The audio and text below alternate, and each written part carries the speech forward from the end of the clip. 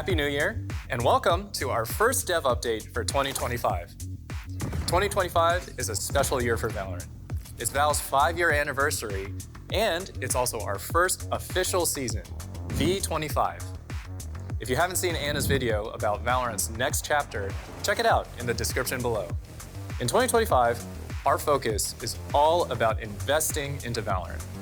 We want the game to be in the best shape it's ever been in, and to solidify our foundation to keep growing and evolving for years to come. This includes a ton of things, like quality of life improvements across the board, launching some great new features for the game, leveling up our dev tools so we can keep doing our best work for you, and of course, gameplay updates and new content you'll love, alongside epic moments throughout the year, like Masters and Champions. We're so excited for V25, and I'm gonna hand it over to the dev team to preview just some of the things coming up for you in the first half of the season. Were you first? Yeah, I was first. Yeah, okay. 3, 2. Hey, I'm Ryan. I'm one of the agent designers, worked on Tejo. Hey everyone, I'm John Gusicki, the agents lead for Valorant, and today we're going to be talking a little bit about Tejo, our newest upcoming initiator. Tejo is our newest Colombian man of action. He is our take on a more strategic, top-down focused initiator, here to apply a ton of pressure to different locations on the map. We really want you to move or die.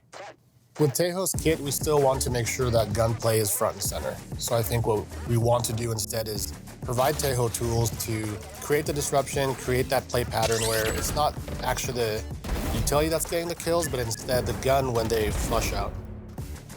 So the cool thing about the ultimate is you're able to have it map targeted the same way you have the rockets. In comparison to Breach ult, which comes from you going forward, you're able to choose the direction. So if you wanted to clear the team towards you or away from you, you have that choice.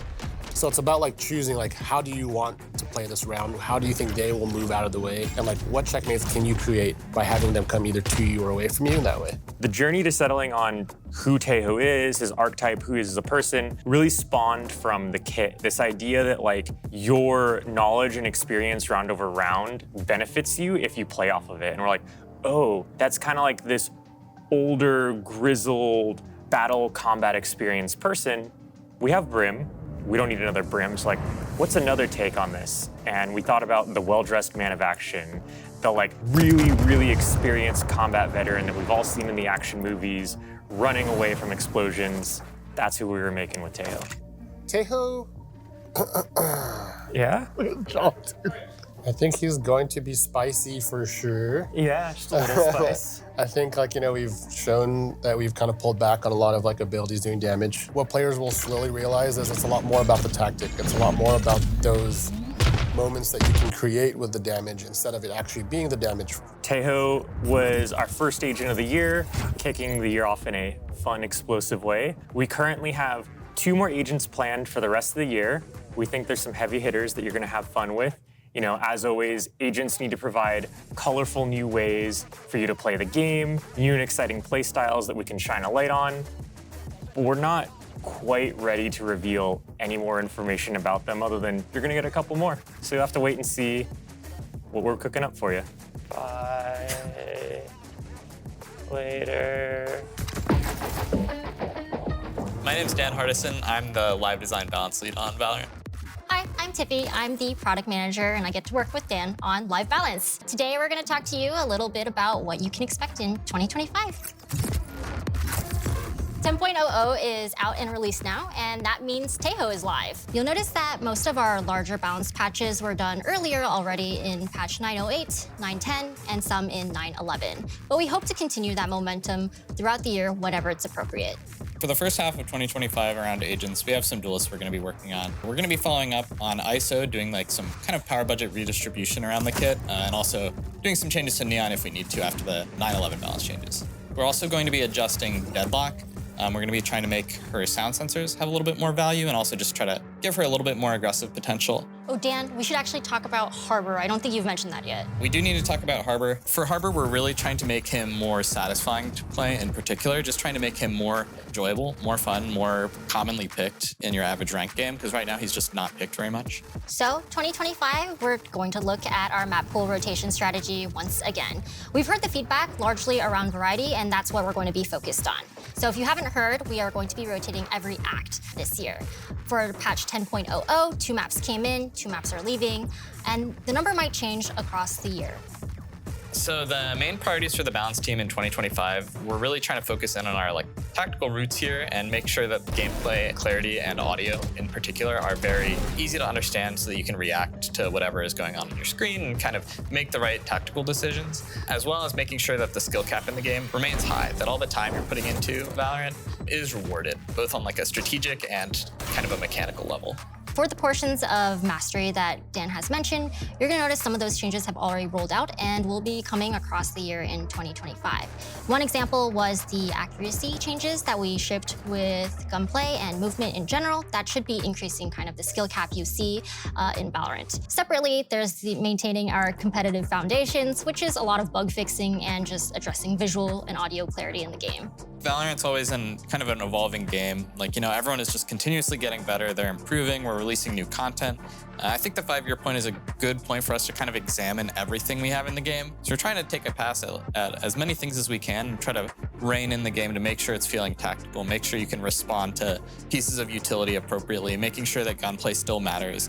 All those kinds of things are really high priority for us right now. And in this moment of reflection, it's really exciting to see just all the metas come through in Valorant. We started with double dive, we had double initiator, we had a good amount of time on chamber, which was great too, and a double controller meta. I'm really excited to see what else comes next in the future. All right, see ya gamers, excited to keep working in 2025.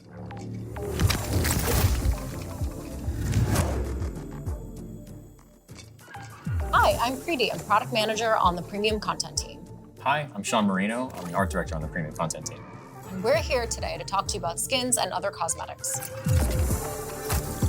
We have something really exciting to talk about. We have a new content type coming to Valorant. It's called Flex. Flex is a really interesting content type that we're really excited to bring to you. We've been thinking about this since probably 2019, 2020. We always knew that there was going to be more opportunities to express yourself with things like gun buddies, sprays, or player cards. And so with Flex, think of it as just a new equipable, something that you can hold in your hand in any moment in game. And it's something that should feel as expressive as something like a melee weapon. You just don't have to worry about the gameplay constraints. You're not going to be killing people with this. You're not going to be running around or trying to jump peek with it. It's really just a new expression piece of content. We've got a whole bunch of ideas for different types of Flex, so stay tuned. There'll be more to come throughout this year. We're super excited to add a bunch of new guns to some niche skin lines. Skins that maybe don't have a ton of fans, but the fans they have are incredibly passionate. I'm talking, please stop messaging me asking for a 2.0 kind of passionate. So more Wasteland. No. What about Minimum? Maybe. But I already promised them the Smite Outlaw. Nobody is talking about the Smite Outlaw except for you. Look, we know there are some skins that deserve more love and more guns, and we got you. We always like to kick off the year with a brand new skin line that we hope that you all really, really love. And in this case, it's a brand new sci-fi skin, EXO. With EXO, the goal was to make you feel like a cyber ninja. And what better to do that than having you run around with a digital katana? I definitely want to feel like a cyber ninja. And there's so many other things to love about the skin line, all the way from the really satisfying audio, brand new animations on the katana, and a really, really cool cyber finisher. This is Valorant's 5th year, so we'll have some fun plans to celebrate and commemorate the anniversary through cosmetics. Whether you're a new player, an OG beta player, or have known us since our Project 8 days, we'll have something for you. No spoilers yet, just know it's a party and you're all invited. Thanks everybody for joining us. We're excited to bring you into 2025. Hey, I'm Steven from the competitive team. And I want to talk to you today about V25 season changes. For V25 season start, we've got some new stuff that we're excited to talk about. Last year, we talked about opportunities for upside while you're on your competitive journey, and we have something to share. We're going to be adding in rank armor, which is going to give you an additional buffer of games before you fall between those major ranks. So that's from gold 1 to silver 3. For more specific details, look to the patch notes. Ranks will be resetting at the beginning of the season and again at an upcoming mid-season moment. We still see a lot of value in resetting ranks. especially as we have more players joining the ecosystem, especially now with as many players coming back to play as well. The reality is gameplay has evolved a lot since the game launched, and ranked names have stayed the same, but players have gotten better. Gold today is not what gold was previously, and so we need these resets to help make sure that we keep everything calibrated across the entire player ecosystem. And we also have RR rollbacks coming. So we talked about this before. When a player gets banned for cheating, we're now going to go back for a period of time and restore losses to your RR from the matches that that player was in. And for details on that one, that's going to come later during Act 1. We think this is a really great way to kick off the year, and we've been listening to feedback, and we really want 2025 to bring our competitive experience up to speed with where the current community is at. So we're going to keep listening, look for continued updates and comms throughout the year in this space. We've learned a lot through the manual processes that we stood up last year. We sent out warning notices to over 500,000 players that were all repeat disruptors in our game. And any players who continue to be disruptive, they received harsher penalties than typical. And two things here. The bans and warnings were really effective at reducing repeat disruption. The warnings alone dropped our expected repeat disruption rate by 25%. Second, we still have more to do. We're continuing to learn, we'll iterate on this manual approach. You may see another one soon. And really because of the efficacy of these warnings, we want to look into more ways to improve feedback and visibility around behavior comprehensively in the game, and there's more to come there. Last time we chatted, we talked about voice evaluation going global, and we've launched our services across the globe. We only have Korea left. There's a few steps to this process though. Step 1 is about standing up the technology. Step 2, which is where we're at now, that's about evaluating global English to see what performance looks like. And then step 3 is going to be adding additional language support. We've got Spanish currently furthest along and more in development. We've got one more thing. We're making some changes to remakes. A remake vote is now going to automatically start when a player has abandoned the match in the first round. Additionally, you're only going to need 3 players to successfully vote to remake. So when Raina says that their friend is totally going to be right back, just go next. That's all I have for today for the competitive area. Really excited for season 2025, and we'll be continuing to communicate throughout the year, so look for more updates. Hey everyone, it's been a minute since we shared an update on replays. I wanted to stop by to talk about one of the interesting challenges that we're currently working through, lag compensation. This is a pretty nerdy topic, so let me start with some netcode basics. In VALORANT, the game server is authoritative. This means that the game server receives inputs from connected player clients, updates its record of the game, then sends the resulting game state back to players. And it does this on every tick of the server, so 128 times per second. But it takes a small amount of time to send this information over the internet between the game clients and the server. This delay means that the view you have as a player is ever so slightly in the past relative to the game server. So for shooting to feel crisp and responsive, the game server has to both track and compensate for the time it takes to communicate over the internet. When the server receives your shot, it rewinds time to match your client's view so that it can check if you hit.